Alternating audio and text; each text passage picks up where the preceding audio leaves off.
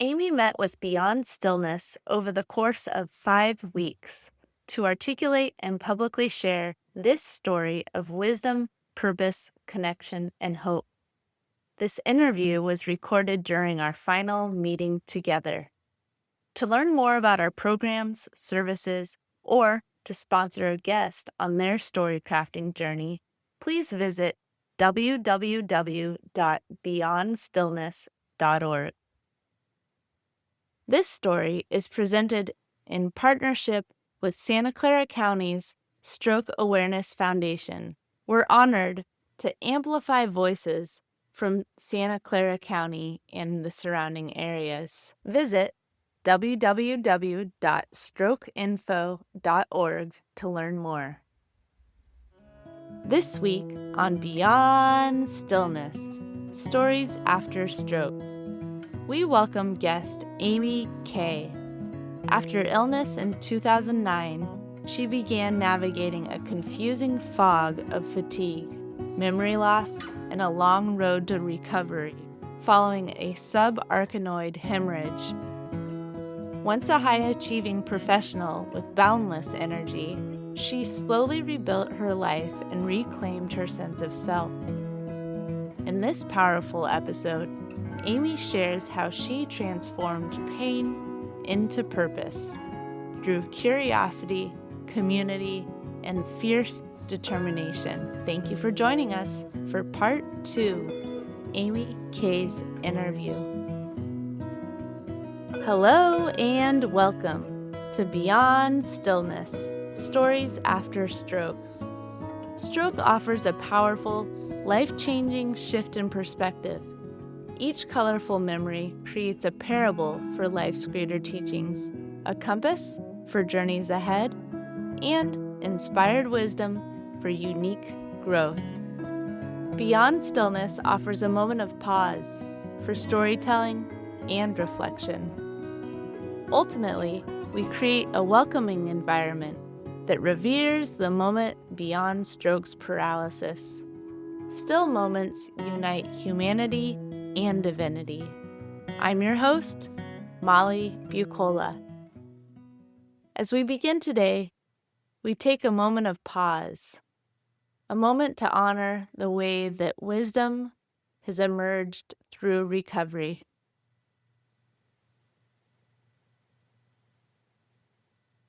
And we give thanks. Now, Amy's interview. Amy, thank you for sharing your story. Thank you for giving me the opportunity to share it with you. Yeah. At one point in your story, you said someone told you this is good as it's going to get. And you Yes. also followed up with, I refuse to accept that. Yeah, no, I wasn't accepting that. I was still fully medicated at that point. There was no way this was as good as it was going to get. How did you hold on to hope in that moment? I think that I just knew that there was more for me. Mm. This wasn't going to be it. And I just needed to figure out what I had to do to get there. How did you know? Intuition. I have learned to trust my gut and my instincts. It's a belief in yourself. It's just a belief. And I have an image of what I'm able to do and what I should be able to do. And I just hold that inside and knew at that point in time, there was no way that's where I was going to stop. In the years that have passed, my gains have slowed down, but there are still times here, 14 and a half years later, that I will notice something that I've gotten back that I had lost. So it is a continual growth. You're continuing to get better. Mm. And what has that been for you lately? So the most recent thing was when I was preparing for my tax appointment. I have to add some things up. I still haven't been able to figure out how to do a spreadsheet. Now, my whole business, I managed my entire business on spreadsheets for years. And I still can't figure out how to put together a spreadsheet. So when I do all of my medical appointments and copays and mileage and everything for him, because he wants it all broken down, I have to add it up. So I keep track of it throughout the year, then I got to add it up at the end of the year. And usually I have to add it about 7 or 8 times before I get two numbers to match. So I'll Yeah. add it all up, write that number down, add it all up, write that next number down, add it all up, write the next number That's down a practice in persistence, right? until Perseverance. until I get two numbers that match. So this time I got it in 2 tries. Whoa, Yeah, that's I added it all awesome. up and I added it all up again and it matched. Wow. That was huge for me. Yeah, That was huge. that's Another thing amazing. is organization because I was so highly organized in my professional life. And now I will misplace stuff all the time, but I'm not doing it as much as I did. I'm recognizing I'll put something in the wrong place. It happened just the other day. I was put something in some files that were right here next to my laptop. And the next day I looked at one of the files and I'm like, oh, that doesn't go there. That goes in this one. Huh. So I knew that things were never going to be lost. It was Yeah, just how many months was it going to take me to discover where I had misfiled something? yeah. Like mini celebrations. What do you do for yourself when you realize that you've got those things? Yeah, I always celebrate little wins. That's been something that I learned in business also years and years and years ago. Celebrate little wins. So maybe I'll give myself a dessert or something like that. Just something to celebrate. Something maybe I'll give myself the night off. I don't have to clean the house tonight or don't have to whatever it is. Just something little, but it still celebrates. And maybe it's just acknowledging it. Like, woohoo, Yeah. look at me. Oh, look at what I just did. Because if you continue to just wait and hold out until you're back to what you consider to be where you should be, you're not living every day. Hmm. You're just waiting for something to happen. Hmm. And this way, I'm just like, okay, that happened. Woohoo, clap for me. Yeah. Your story shows that it hasn't always been that way, though. There was a moment that you mentioned an identity crisis Mhm. and not knowing what to share with people about who you are, nor how to think of yourself. And you shared briefly a ritual that you had. Yeah. Oh, that was so great that she had me do that. I was having a tough time with that because you meet people and their first question out of their mouths is, what do you do? Yeah. Like, I have vestibular therapy stuff I do every day and I go for a walk, but I'm not that person anymore. So writing down everything that you're proud of yourself for and your accomplishments, and then putting it on those post-it notes, clipping them together, and every night I read through them. And it just defined everything that I was outside of just my career. So I think that so many times people think of themselves as their career. I'm a salesperson, I'm a marketing executive, I'm a VP of whatever, but you're so much more than that. And there are some things that I have done in my life that I am really proud of myself for. And so we wrote those down. We wrote down that I'm a daughter, I'm a sister, I'm a aunt, I'm a friend. I'm like so many different things that we all are. And it just really helped me to then redefine who I was. And then, so the other thing that I did was because people would always ask, what's your prognosis? I hated that question. What did the doctors say? Well, the doctors say I was as good as I was going to get at 6 months. So let's not think about that. Yeah.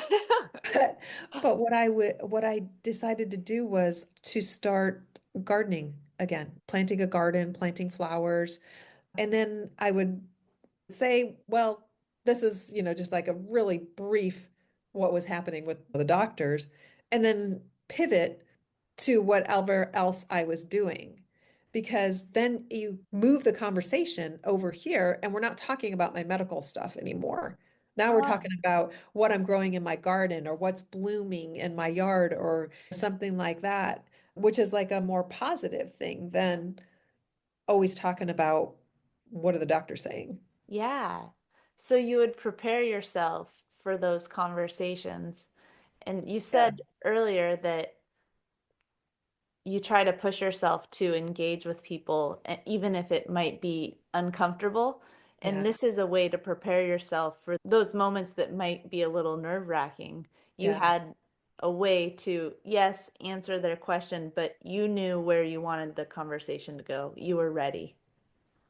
And it's so strange to even think that I would have to think about that because I've just always been such an outgoing person, a person that would talk to anybody or could talk to anybody, and to have to think about what I was going to say Mm, to people, that was a strange place to be. yeah, yeah. So what's your pivot in life right now? What are you excited to talk about right Oh, now? my yard is about to just burst. Everything is Ah! going to bloom. Like it's starting a little bit and it's a little bit off because a couple of things, I like it when everything blooms all at one time. Uh-huh. But like my tulips are already blooming and some roses out front are blooming, but then the irises are about a week away. Yeah. It's just going to be it's so beautiful for like a couple of weeks Hmm. in my yard and then everything will kind of die down. Uh, And then it but goes yeah, away. everything is about to burst in my yard and I Oh, love this time of year. wow. That's awesome. Yeah, I have a friend that comes over. She loves to work in the yard and she will come and work with me sometimes. Yeah. You mentioned your friends and family throughout your story often, and it's Mm. clear that they are community and they've played a big role in your recovery. And now you gather other people, you gather stroke survivors and create community. Hmm. And we recently talked about identity. What role has facilitating the support group played in your own recovery? So I think that I am able to draw things out of people that they may not naturally just talk about, and it gives them a place to talk about their recovery or something that they're struggling with right now. We have a core group of people that attend the support group regularly. Pretty much anything that somebody new comes in with, somebody has experienced it in our group and has something to offer as far as a not necessarily a solution, but a suggestion of something that you can do. Like if you have trouble going to a restaurant because you can't focus on the menu or you can't hear because it's too loud in there, we have thoughts on what you can do to prepare for that. The support group just gives people a space to be who they are right now and encourages them to continue to grow from this point. Wow, be who they are right now Hmm. and encourages them to continue to To grow. continue to grow. Yeah. Mm. Yes. And we're such a supportive group, which is so wonderful because I know there's a lot of support groups out there that people are just there to complain Mm. about whatever. I don't let that go on. How? How do Shut you keep it on the constructive note? Yeah.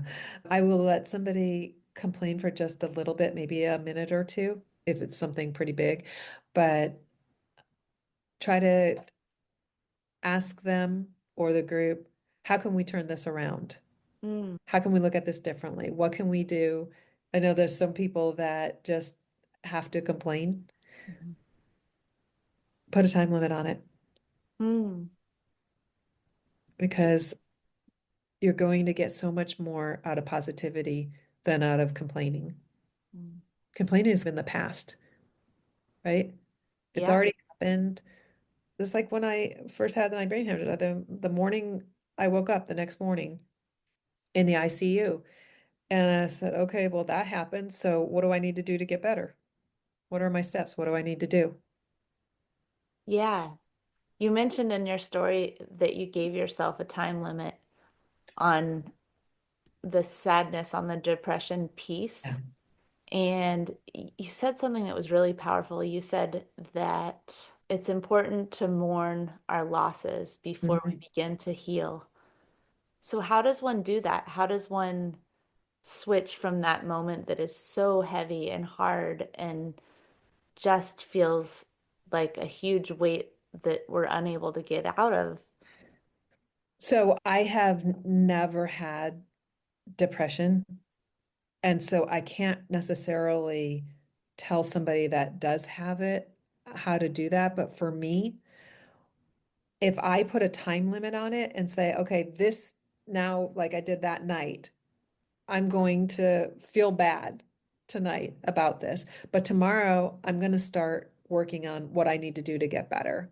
Hmm. So I think it's really important for me to feel that feeling because if I didn't, if I just kind of glossed over that, it's still there. I haven't felt it. I've just ignored it. And for me, again, if I just ignore it, it's going to stay there and it's going to fester. Mhm. But I'm going to be over here trying to do something else and it's just going to come back. So Ah, I think it's really important for me to acknowledge it, acknowledge that, yeah, that's awful that this happened. But I need to put a time limit on it and then figure out what my next steps are. And yeah. that's what I do for me. You know, bad stuff happens to people every single day. And it's not what happens to us, it's how we react to it Mm, that defines who we are and how we're going to move forward. yeah. It's amazing to me that you're taking your experience of your brain hemorrhage, your experience of your professional life, and your approach to life, and you're offering that to this group, to this community. And like you said, I have to feel it. I have to sit with those hard days, Hmm. but I have to put a time limit on it. And you're offering space for people. You don't shut them down necessarily. You let them be heard, and you take this piece and say, let's move on. Now, what can we do? Hmm. You're allowing each and every person in that room to practice that because we all have those hard days Hmm. and we all need to know how to pivot. And the more we practice that pivot, the more it'll become habit. And you're offering that. It's a beautiful thing. You said it when you first entered the group, you felt calm and relief wash over you. You felt seen and heard. Still do, still feel that way. There are so many times that people choose not to hear what you're saying. Mhm. And it can be about the way you're feeling, the way you're not moving the way that you normally would, or something, or you used to, or something like that.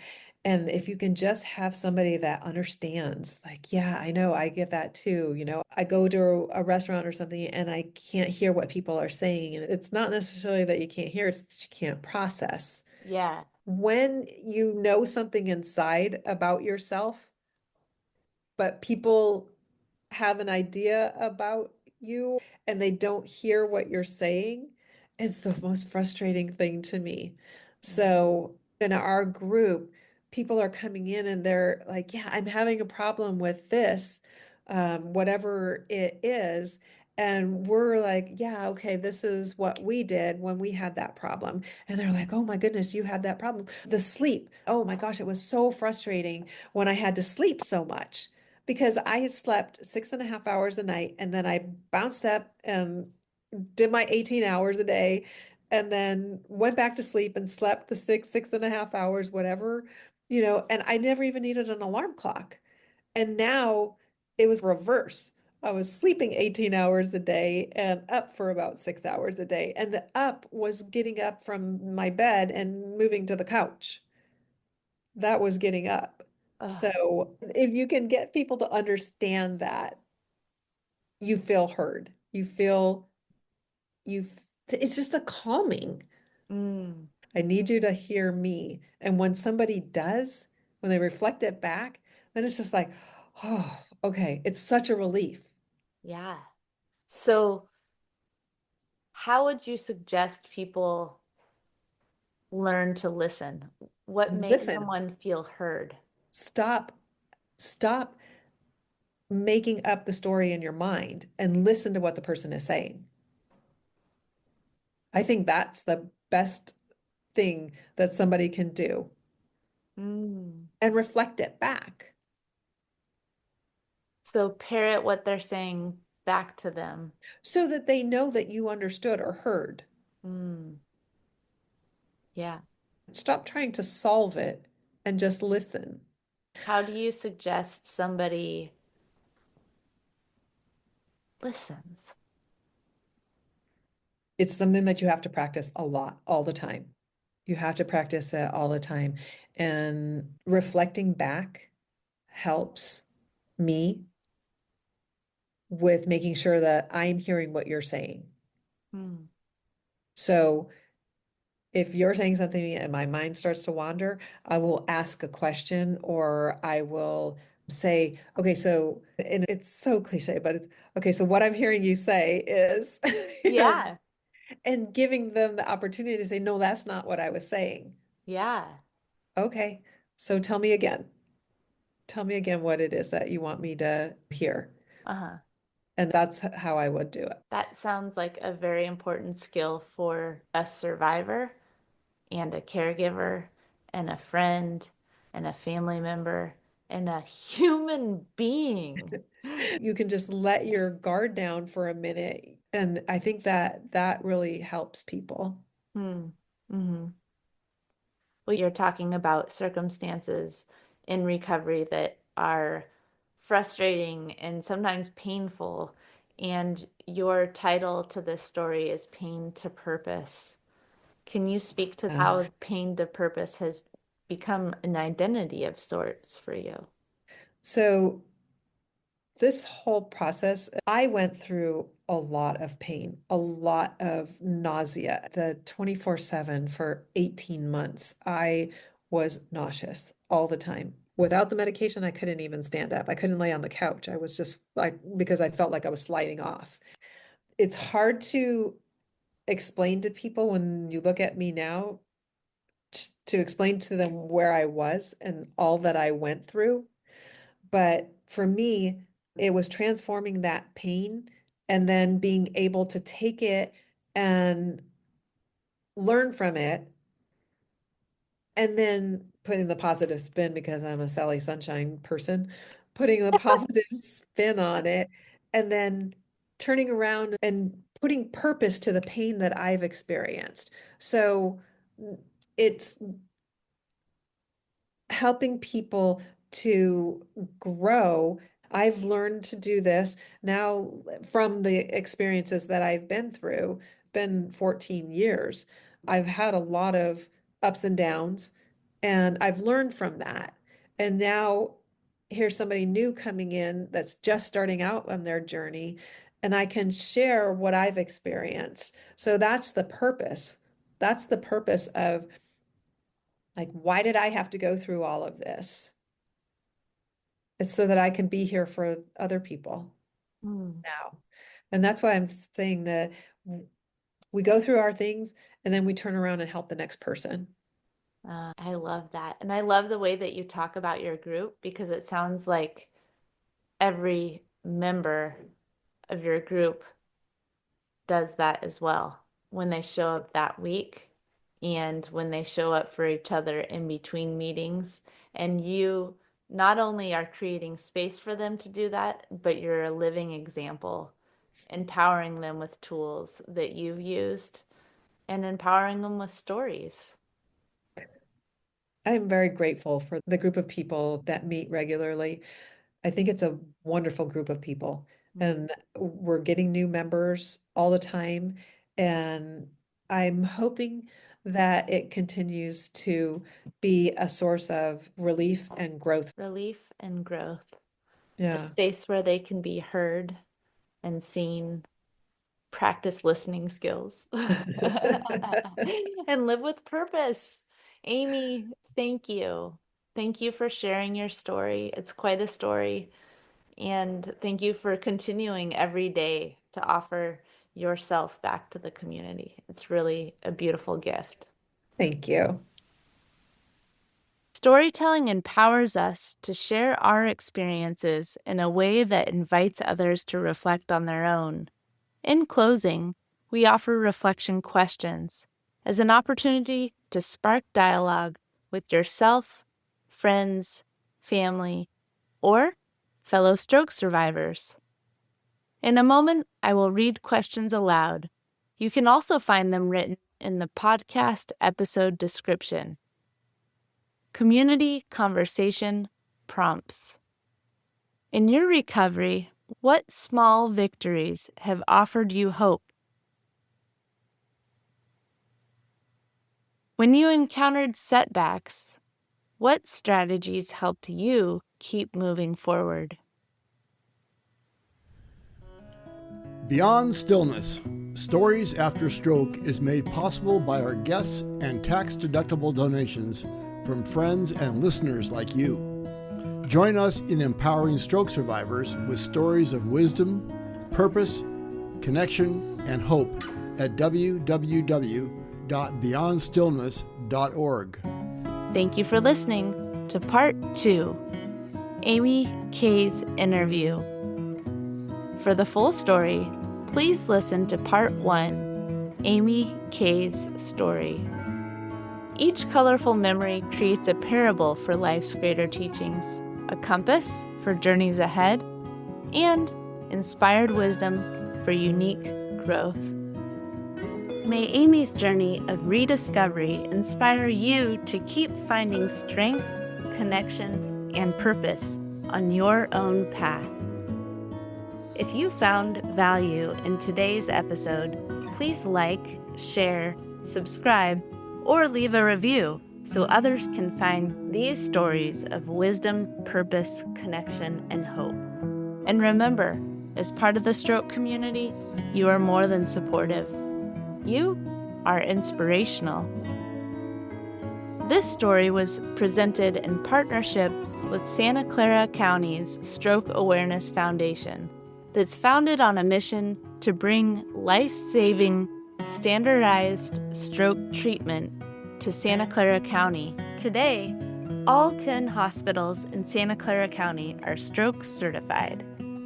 For over 2 decades, the Stroke Awareness Foundation has raised awareness and empowered the community through education on the warning signs of stroke. The Stroke Awareness Foundation works to reach all of our communities through multilingual BEFAST education. Know the signs, save a life. Recognizing stroke symptoms quickly improves stroke outcomes and can make all the difference. Together, we save lives and improve the health of our community. These are common stroke symptoms. BEFAST. B. Balance. Sudden loss of balance or coordination. E. Eyes. Sudden trouble seeing in one or both eyes. F. Face. Facial drooping or uneven smile. A. Arms. Weakness or numbness in one arm. S. Speech. Slurred speech or difficulty speaking. T. Time. Time to call 911